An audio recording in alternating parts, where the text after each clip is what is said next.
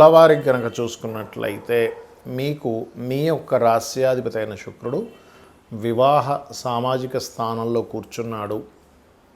అదేవిధంగా పంచమ స్థానంలో బుద్ధి కారకుడైన బుధుడు, బిజినెస్ కారకుడైన బుధుడు, భాగ్యాధిపతి రాహుతో కలిసి ఉన్నాడు.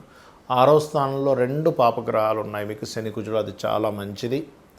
అదేవిధంగా భాగ్యంలో గురువు ఈ లగ్నానికి పాప అయినప్పటికీ భాగ్యంలో కూర్చున్నాడు. అదేవిధంగా ఏకాదశంలో కేతువు, ఇక చంద్రుడు 12వ స్థానం నుంచి ఏకాదశం వరకు తిరుగుతాడు. 12 రాసులు కూడా ఈ నెలంతా కూడా. మరి ఈ యొక్క గ్రహస్థితిని అనుసరించి మీకు ఎలా ఉండబోతుంది, ఏ విషయాల పట్ల మీరు జాగ్రత్త వహించాలి, ఏ దేవతారాధన చేసుకోవాలనేటువంటి అంశాలు చెప్తుంది నేనైనప్పటికీ చెప్పిస్తుంది సాక్షాత్ లలితా అమ్మవారిగా భావిస్తూ, ఆ లలితాంబిక అమ్మవారి యొక్క అనుగ్రహం మీకు పరిపూర్ణంగా కలగాలని మనస్ఫూర్తిగా కోరుకుంటూ, ఇక్కడ గమనించినట్లయితే మీరు ఈ కాంబినేషన్ ఏదైతే ఉందో తులవారికి 5వ స్థానంలో ఉండేటువంటి బుధరాహువులు మంచి ఆలోచన విధానాన్ని 10వ తేదీ వరకు మీరు తీసుకునే ప్లానింగ్ ఏదైతే ఉంటుందో, మీరు తీసుకునే నిర్ణయాలు ఏవైతే ఉంటాయో, మీరు చేసే ప్లానింగ్ ఖచ్చితంగా మంచి రిజల్ట్ ఇస్తుంది. కాకపోతే మీరు ఎట్టి పరిస్థితుల్లో 5, 6, 13, 14, 15, 16 తేదీలు మనీ మ్యాటర్స్ విషయంలో అప్పులు ఇవ్వడం కానీ తీసుకోవడం కానీ, మీరు ఎవరికైనా ధన విషయంలోని, కుటుంబ వ్యవహారాలకు సంబంధించిన ఎమోషన్స్ విషయంలో చాలా జాగ్రత్తగా ఉండాలి. కొన్ని ఎమోషన్స్ వల్ల ధనాన్ని పోగొట్టుకోవడం జరుగుతుంది, గుర్తుపెట్టుకోండి. ఇంకోటి ఏంటంటే విద్యార్థులకు కాస్త చదువు విషయంలో కొంత స్ట్రెస్ ఉంటుంది. శత్రువులు పెరుగుతారు కానీ శత్రువుపై జయం కూడా ఉంటుంది.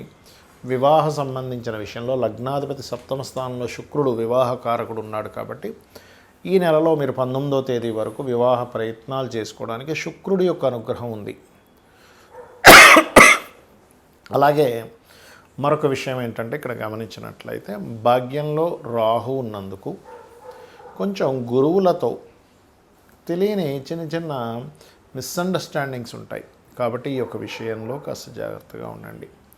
లాభస్థానంలో కేతువు ఉన్నందుకు, కేతువు ఎప్పుడు కూడా మనకి మ్యాజికల్ ప్లానెట్ అంటారు. మ్యాజిక్స్ చేసేటువంటి వారికి కొన్ని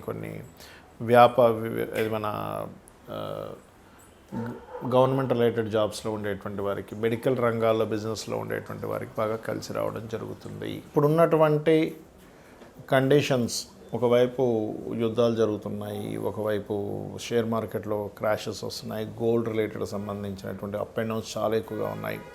దీని అంతటికీ మనకి ఉన్న గ్రహస్థితికి చాలామంది అడుగుతున్న ప్రశ్నలు కూడా ఏంటంటే, ఇక్కడ మీ రాశిలో ఉండే గ్రహాలు అవిచ్చే మహాదశలు, అంతర్దశలు, వాటికి ఉండే యోగాలు ఒక ఎత్తు అయితే, బయట ఉండే కండిషన్స్ మన గోచారంలో ముండేన్ ఆస్ట్రాలజీ అంటారు, మైథుని జ్యోతిష్యము, అది ప్రపంచ దేశాలు అంటే మొత్తం ప్రపంచంలో ఎలా జరగబోతుంది, ఎటువంటి ఫలితాలు ఉంటాయని చెప్పేది. అయితే నేను చాలా కాలం నుంచి చెప్పుకుంటూ వస్తున్నాను, 3-4 నెలల నుంచి కూడా ఇది యుద్ధం వైపు దారితీస్తుంది, యుద్ధాలు పెరుగుతాయి, ఆగినట్టు ఆగి మళ్ళీ వస్తాయి అని. అయితే ఇక్కడ ఏంటంటే ప్రధానంగా ఇక్కడ గ్యాస్కి ఇప్పుడంటే పెద్దగా మనకేమీ కమర్షియల్ మీద ఎఫెక్ట్ పడింది, కానీ దాని తర్వాత నాన్ కమర్షియల్ మీద కూడా ఎఫెక్ట్ పడనుంది.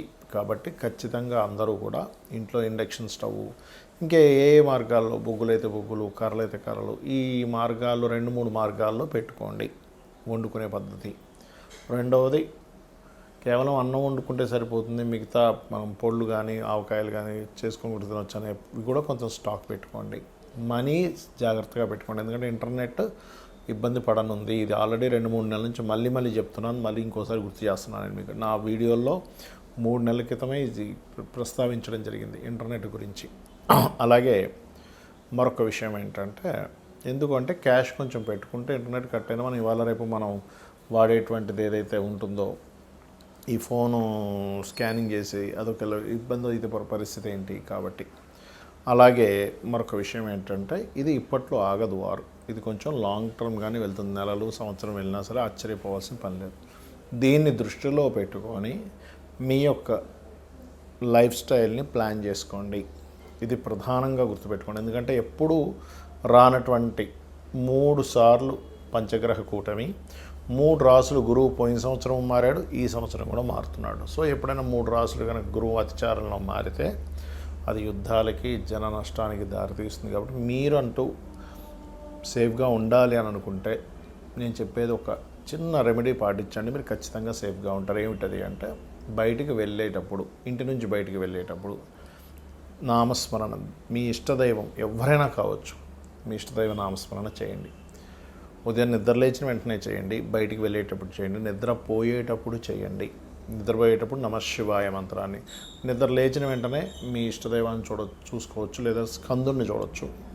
బయటికి వెళ్ళేటప్పుడు కూడా మీ ఇష్టదైవం విష్ణువు అయితే విష్ణువు, శివుడైతే శివుడు, అమ్మవారు అయితే అమ్మవారు, గణపతి అయితే గణపతి, స్కందుడైతే స్కందుడు, ఏదైనా పర్లేదు, మీరు ఎందులో ఉన్నా సరే. ఎందుకంటే మనకి కాలం ఒక రకంగా ఉన్నప్పుడు ఆ కాలాన్ని నడిపించేవాడు ఆ యొక్క పరమాత్మ యొక్క అనుగ్రహం ఉంటే మనం ఇబ్బంది పడకుండా ఉంటాం. మన జన్మజాతకాల్లో ఏదైనా గండయోగాలు అంటారు, 8th హౌస్ కనెక్టివిటీ ఉన్నటువంటి మహాదశలు నడిచేటప్పుడు, దీని మీద పెద్ద రీసెర్చ్ చేస్తే ఇలాంటివి జరిగినప్పుడు ఎవరు ఎక్కువగా అఫ్లిక్ట్ అయ్యారు, మనకు కోవిడ్ వచ్చినప్పుడు కానీ, ఇలాంటి యుద్ధాలు first world war, second world వార్లో ఉన్నప్పుడు ఉండేటువంటి మనుషులు కానీ, వాళ్ళవి తీసుకుంటే ఎక్కువగా ఏదైనా యాక్సిడెంట్ జరిగినప్పుడు, సామూహికంగా యాక్సిడెంట్స్ అయినప్పుడు చూస్తే వాళ్ళందరి జాతకాల్లో కూడా ఈ రకంగా వాళ్ళ యొక్క లైఫ్ అనేటువంటిది ఇబ్బంది పడడం జరిగింది. కాబట్టి మీరు ఎప్పుడూ కూడా ఈ గోచారం ఒక ఎత్తు అయితే, మీ పర్సనల్ చార్ట్లో మీరు ఓన్లీ యాక్సిడెంట్స్ అనే కాకుండా మీరు లైఫ్లో ఎందుకు ఎదగలేకపోతున్నారు, మీ లగ్నం ఎలా ఉంది,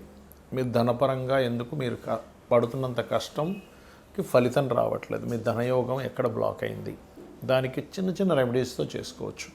అలాగే పర్టికులర్గా మీరు ఏంటంటే మీ యొక్క ప్రయత్నాలు ఎందుకు సక్సెస్ అవ్వట్లేదు, 3rd హౌస్, మీరు ఏ ప్రాపర్టీ తీసుకుంటే మంచిది, ఎప్పుడు తీసుకుంటే మంచిది, ఏ డైరెక్షన్లో మీరు నివసిస్తే మంచిది, అది రెంటల్ హౌస్ అయినా ఓన్ హౌస్ అయినా, అది 4th హౌస్, మీరు ఏం చదివితే బాగుంటుందో కూడా 4th హౌస్ చెప్తుంది. అదేవిధంగా సంతానము, రుణము, రోగము, శత్రువు, పూర్వజన్మ కర్మలు, వివాహము, వివాహ జీవితం, ఇవన్నీ 7వ స్థానము, 6వ స్థానము, 12వ స్థానము, ఇలాగా ప్రతి భావము ఒక అనాలిసిస్ అనేటువంటిది ఉంటుంది. మీ లైఫ్లో ఎందుకు ఇలా జరుగుతుంది, మీ లైఫ్లో ఎందుకు ఈ రకమైనటువంటి ఇబ్బందులు వస్తున్నాయి, దీన్ని చాలా సింపుల్గా లలితా సహస్రనామాలు చేసుకుంటూ, మీకు పలానా దాని మీద ఎక్కువ ఇబ్బంది ఉంది, ఎగ్జాంపుల్ అప్పుల మీదే ఎక్కువ ఇబ్బంది ఉంది, అప్పులకే ఎక్కువ ఇబ్బంది పడుతున్నారు, ఓం అపర్ణాయే నమః అనే మంత్రం మీరు నిత్యము స్మరిస్తే మీకు తెలియకుండానే మీ యొక్క లైఫ్ స్టైల్ మారుతుంది. తద్వారా మీకు సంపద పెరుగుతుంది, తద్వారా మీకు ఏదైతే అప్పులు ఉన్నాయో అప్పులు క్లియర్ అవుతాయి. అంటే మీ ఆలోచన విధానం ఎలా అప్పుల్ని క్లియర్ చేయాలనే వైపు మీ ఆలోచన తిప్పుతుంది. అంతేగాని ఏ పని చేయకుండా ఇంట్లోకి వచ్చిన అపర్ణాయ నమః అనుకుంటా అంటే ఆకాశంలోంచి మూటపడి మీరు అప్పులు తెచ్చడం జరగదు. మీ యొక్క విధానాన్ని మారుస్తుంది. అలాగే ఓం సంపత్కరీ సమారూఢ సింధుర వ్రజసేవితాయే నమః అనే మంత్రము ఫైనాన్షియల్ గ్రోత్ ఇస్తుంది. అదేవిధంగా కొంతమందికి హెల్త్ ఇష్యూస్ ఉంటాయి బికాజ్ ఆఫ్ 6th హౌస్. దీనివల్ల ఇంకొంతమంది ఇక్కడికంటే కూడా విదేశాలకు వెళ్తే బాగా సెట్ అవుతారు, బాగా సక్సెస్ అవుతారు. అలాంటప్పుడు ఏంటంటే వాళ్ళకి 10-12 కాంబినేషన్, 12-2 కాంబినేషన్స్ అంటారు. అప్పుడు వాళ్ళు ఇక్కడికంటే బయట దేశాలకు వెళ్తేనే సక్సెస్ అవుతారు. ఇంకొంతమంది వ్యాపారాల్లో సక్సెస్ అవుతారు, మరి కొంతమంది ఉద్యోగంలో సక్సెస్ అవుతారు. అది మీ పర్సనల్ చార్ట్లో ఉంటుంది. కాబట్టి ఈ పర్సనల్ చార్ట్ కూడా చూసుకోండి. ఈ వార్ ఎఫెక్ట్ వల్ల మీరు ఎఫెక్ట్ అవ్వకూడదు కాబట్టి ముందుగా చెప్తున్నాను. నేను మొదట్లో చెప్పినటువంటి, ఎందుకంటే గ్యాస్ ఇప్పుడు మనకి కమర్షియల్గా ఇబ్బంది వస్తుంది కానీ నాన్ కమర్షియల్ వాళ్ళకి ఇంకా ఇబ్బంది స్టార్ట్ అవ్వలే, కానీ ఫ్యూచర్లో ఖచ్చితంగా స్టార్ట్ అవుతుంది.